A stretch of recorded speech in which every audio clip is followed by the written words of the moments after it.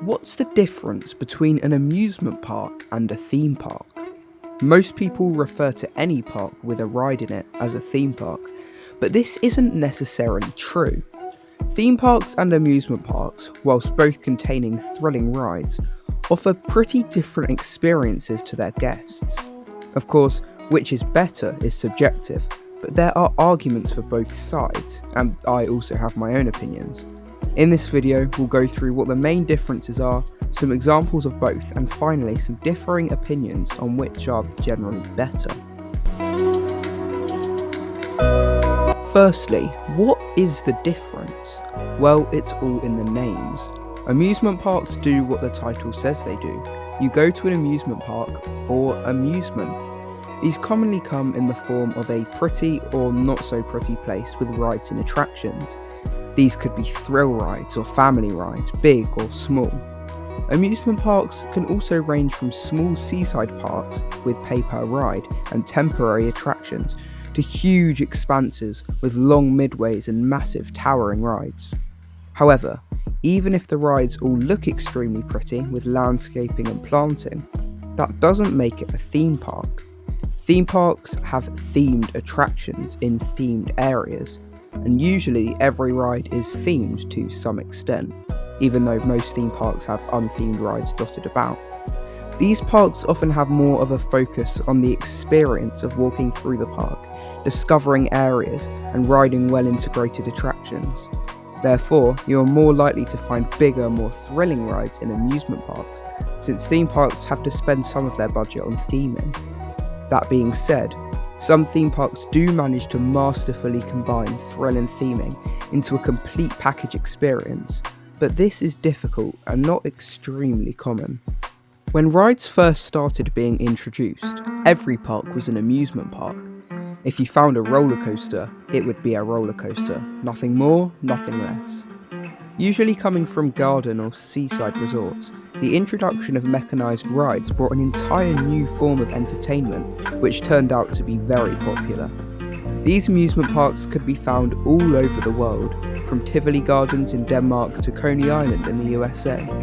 This all changed with the opening of Disneyland in California in 1955. This new form of amusement park had never been seen before and was extremely ambitious.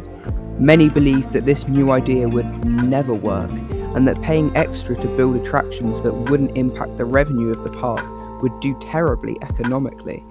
However, they were wrong. Unlike what many of these amusement park owners thought, guests did pay attention to the effort that had gone into making Disneyland unlike other amusement parks, and it was magical. This new concept of a theme park worked like a charm and attracted over 1 million visitors within its first year of operation, going on to receive 3.8 million the subsequent year. This success did not go unnoticed throughout the industry. Many new theme parks began popping up, wanting to mirror Disneyland's success, and though nobody could quite compete with the splendour of Walt's creations, the idea of a theme park began to grow. And now there are hundreds of theme parks and hundreds of amusement parks all throughout the world. That being said, what are some examples of these parks? Sometimes it's very obvious to tell what kind of park a place is. For example, Cedar Point in Ohio is very clearly an amusement park, and one of the most famous ones in the world at that. Characterised by huge thrill coasters all over the park, many of them being over 200 feet tall, Cedar Point is not in much of a position to theme their rides. Tall rides are very difficult to theme, and besides, Cedar Point has always been an amusement park since its opening in 1870. The rides at Cedar Point either have no theming or very light stylisation and nothing more, making it pretty obvious that it's an amusement park. However, sometimes it's more difficult to tell whether a park is an amusement park or a theme park. One that I find quite difficult to define is Thorpe Park here in the UK. To me, Thorpe Park kind of balances between being an amusement park and a theme park. On one hand, it has some very well themed attractions, like the Swarm, a B&M wing coaster with some very detailed post-apocalyptic theming, and Saw the Ride, a Gerstlauer Eurofighter themed to, well, the Saw franchise. On the other hand, Thorpe Park also has a selection of rides that wouldn't be out of place in your average Six Flags park, the most notable of these being their newest coaster, Hyperia.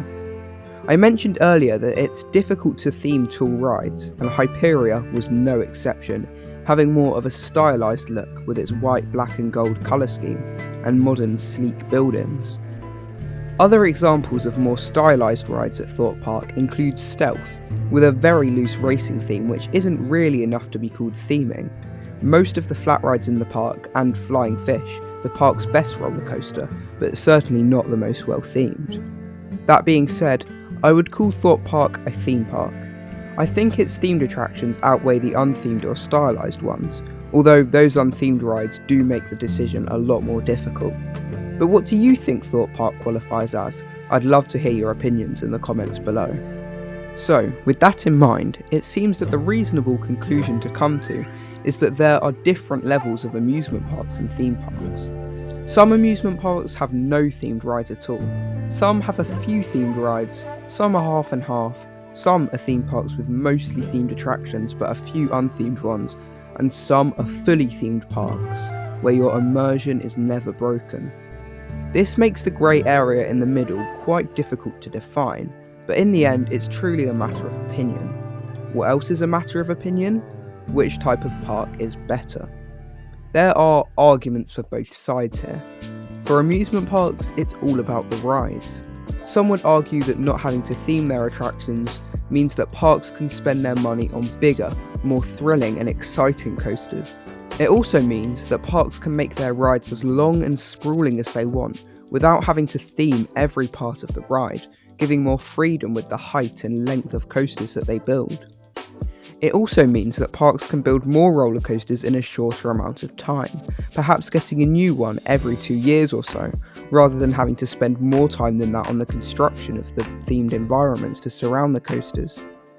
Generally, amusement parks tend to have a more party-like atmosphere, blasting pop music and having live bands occasionally playing in the parks, which some park goers may prefer to the ambience you would get at a theme park.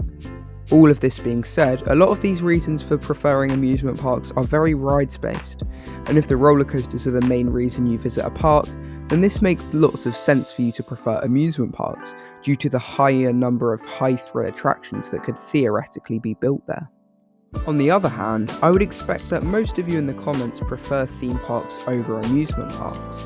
When you go to a theme park, you don't just expect rides, you expect an experience to go alongside them.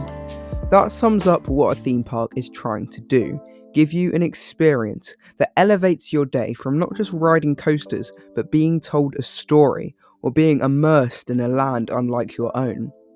There's something very special about being able to escape your reality into an immersive land, see the sights, smell the smells, and hear the sounds of a different place, with a few roller coasters thrown in for good measure. Something that I think theme parks do differently to amusement parks is that they make you feel a certain way. A theme park gives me a feeling of excitement, exploration, and sometimes even coziness. Parks like Efteling in the Netherlands feel very homely when you visit them, which is why Efteling is one of my favourite parks, despite it not having very many thrill rides. Not to mention, seeing immersive areas like those at Phantasialand is always breathtaking, and riding world-class dark rides like the one at the Disney parks is simply an experience you couldn't get at a normal amusement park. So yeah, it really is a matter of opinion. You go to an amusement park for the rides, and you go to a theme park for the experience, and it's really up to you which you prefer. Me personally, I prefer theme parks, as you probably gathered from that previous statement. But which do you prefer? Let me know in the comments. So that's a wrap on the difference between theme parks and amusement parks. I hope you learned something in this video, and if you didn't, I hope that you were entertained. Finally, if you enjoyed this video, make sure to like it and subscribe to the channel for more videos just like this one. Take care, and goodbye.